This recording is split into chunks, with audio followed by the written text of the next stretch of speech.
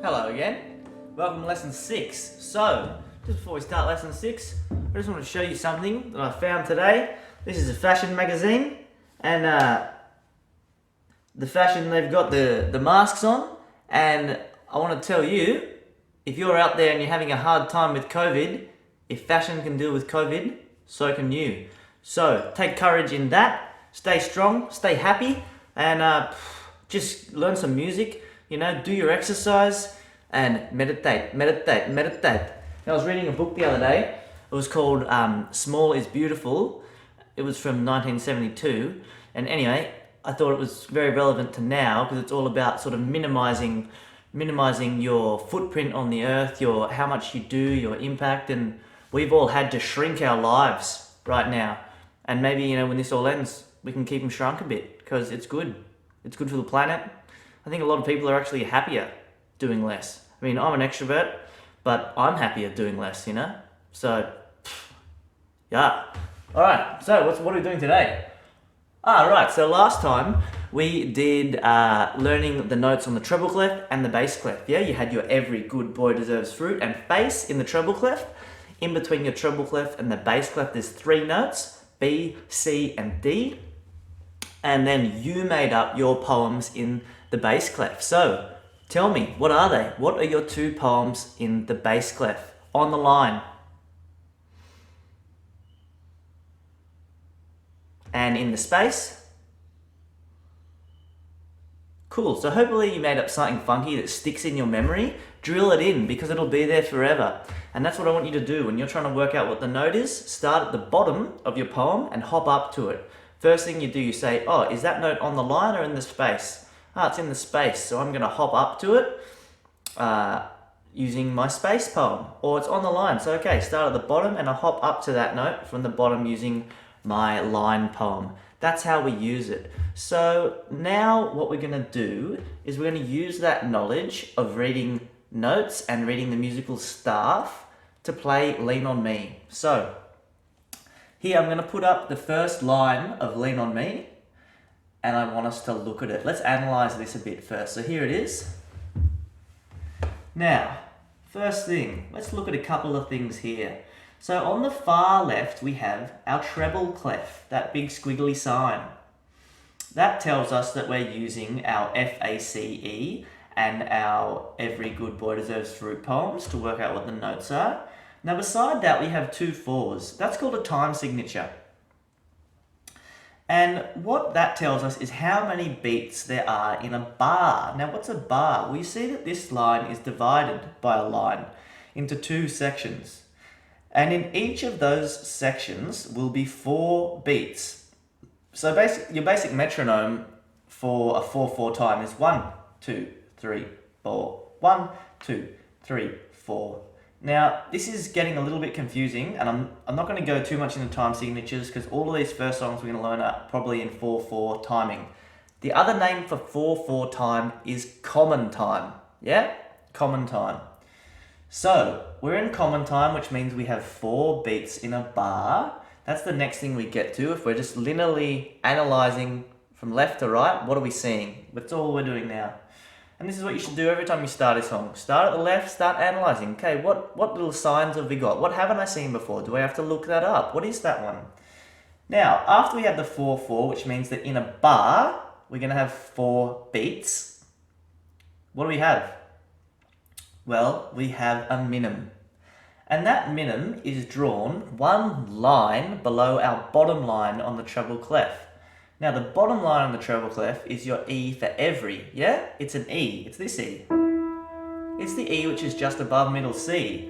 And if we hop down, skip the space and go to the next line, it's middle C. So that first note that we're playing in this song and that you're reading is a minim on middle C.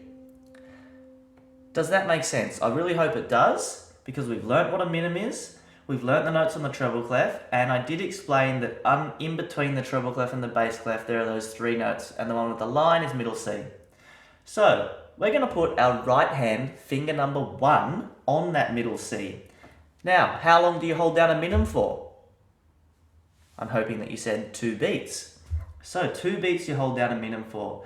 And after the minim, we're just going to analyze this full line first. After the minim, we have a string of 4 notes.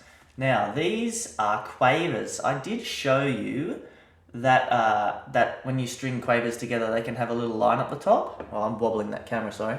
I'll get my hand off the piano. So here's 4 quavers in a row, yeah? They haven't got the little tail, because that's what a singular quaver has. They've got the link. They're linked all together. So, we've got 4 quavers. How long do you hold down a quaver? Half beat. Yeah, quavers are half beats. So, we've got C, da da da da, 1, 2, da da da da, 4 quavers. Now, that's our first bar. Let's just play the first bar a few times. Let's play it together. I'll count for 4 and then we'll start. 1, 2, 3, 4.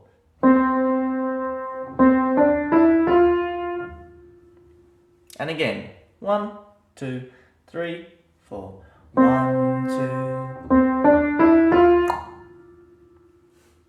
I held that F a little too long the first time to quaver, so it just comes straight off. Let's do it one more time. 1, 2, 3, 4. Because if we go to the second bar, we have what is a minim rest.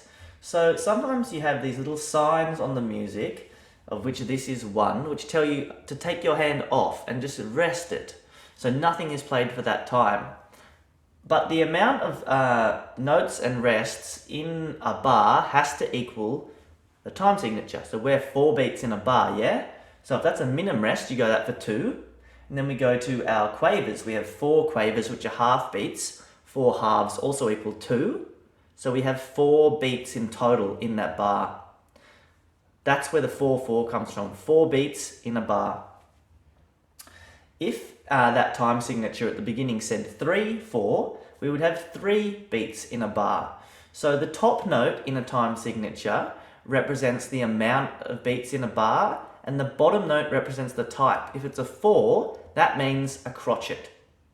So if you have 4/4, it means 4 crotchets in a bar. If you have 3/4, it means 3 crotchets in a bar. It's a little bit confusing, and I don't ever normally explain this until later on in lessons, but I'm just throwing it in there. And if you don't understand it, don't worry. Just be happy knowing the notes, and now think about that you know what a minim rest looks like, because we've got to this point. 2, ba da da da, 1, 2. So let's do the full first line, taking into account the minim rest and coming back down. 1, 2, 1, 2, 2. So we've got our first line. I want you to play it with me. We're going to go count for 4 and then start. 1, 2, 3, 4. 1, 2. Let's go on to line 2. Here's what line 2 is. So again, we're starting with what? We're starting with a minim rest. That's that new sign you've learnt. So later on, I'll post all the first 3 lines up together, so you can pause it there and read that music. But for now, we're just going to analyze it line by line and learn a couple of new things. So after the minim rest, we have 2 quavers linked together, and it's the C, the D, E. So on this music, the notes are written in, but later on they won't be, and you'll use your poems to write in the notes. You can go through and write them in previously, or you can sight read them on the spot. Whatever works for you. I start with the writing for people, and then later on you get to sight reading. So we've got our minim rest, and then we've got 2 quavers, C, D, E, E, D, D. Singing the notes with the right timing is also a really good exercise you can do. So if we've got rest, mi, C, D, E, E, D, D. Now, after you've got the 2 quavers and the crotchet E, we've got a dotted crotchet on E. So, remember, if you add a dot to something, also let me just pause and say here, this might be a bit boring, just drill with it, because we've already learned how to play this song, right? So you can totally play music by ear. You know, we've heard the timing, and we've done it with the left hand too. But this is a different exercise. We're learning how to read music, because if you stick with this, you can think of any song you want to learn and you just look up the music and you can then swing it. You don't have to stick with this timing. You know, I'm not going to stick with that timing, but if I don't know what it means, I can't choose to vary away from it. So you know what you're varying away from, you know what you're playing correctly or in the original form, and how you're discerning from that, yeah? So if you don't know what you don't know, so you got to know, yeah? YOLO. Okay, here we go. So we've done our minim, C, D, E, E, D, D. We've got our dotted crotchet E. So you add half that note's value. So a crotchet is 1, you add half, 1.5. Tricky timing, whatever. If you get it, you get it. If not, I don't care, as long as the song sounds good to you. Also, I don't think I've explained the pedals. But if you've got a keyboard that's got pedals, the right hand one is a sustain pedal. And if you look inside the piano, it takes off the, basically when you hit the key here, it hits a string at the back of the piano, and then a stopper goes and stops it ringing. So it goes, the stopper comes off, the hammer hits it, ding, stopper goes on. If you hold the sustain pedal, it just keeps the stopper off. So it goes ding, so, or. And that, you can use that to create for me it feels like water.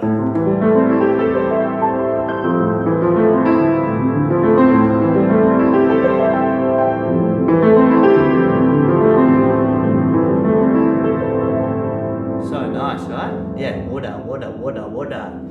That little technique I was doing is just doing rolling chords. Sounds tricky. It's not. You've just got to know that I'm rolling from a chord, doing the same thing in every octave, and I'm just changing, and my timing's on point, because I've done it a lot of times. Again, a lot of these things you just need to, they're not tricky, you just got to break them down, understand them, and repeat, repeat, repeat, repeat, repeat, repeat. So, I'm getting distracted. Let's get back to our second line of Lean On Me. We've done the first 2 bars. Oh no, we haven't finished the first 2 bars. So, we're on the second bar. We've done our E, that's a crotchet. Now, we have a single note quaver, that's why it's got the nice tail again. And then we've got a crotchet D, and then we've got a new sign. This is a crotchet rest. A crotchet rest, yeah? It means you rest it for 1. So, this is quite a tricky first piece to learn, but I'm just throwing you in the deep end a bit. And like I said, if you miss the rest or don't get it exactly, as long as it sounds good to you, you'll know, oh yeah, okay, I'm playing the song like the song, it's all good. But let's try to understand it. So here we go from the beginning. The beginning of this line. 1, 2, 3, 4. Crotchet rest. So that was that full line, because on the third bar, we have a minim that goes for 1, 2, and then 4 quavers. C minim. So I want you to now pause the song and see if you can play that full second line as it's written. Thinking about that first minim rest, the quavers, the dotted crotchet, and the crotchet rest. That new sign we've learned in this line. Pause it now and play that second line a bunch of times. Add in the singing. Alright, cool. So hopefully you've done that, and now we're on to the third line. Here's the third line. So again, we're starting the line with a minim rest. So we go 1, 2, and then we're with our quavers. You should be getting comfortable at this right now. Your thumb's not moving from middle C. 1, and then we've got another minim rest. 1, 2, and then we've got 2 quavers and a crotchet. Down to B.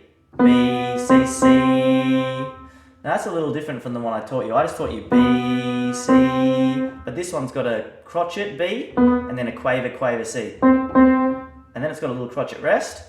And then we're going on to the next section. So, let's go over this third line again from the beginning really slow. I'll count us in 1, 2, 3, 4, then let's try to play, putting our thumb on middle C to start with. 1, 2, 3, 4. Rest, rest, rest, rest.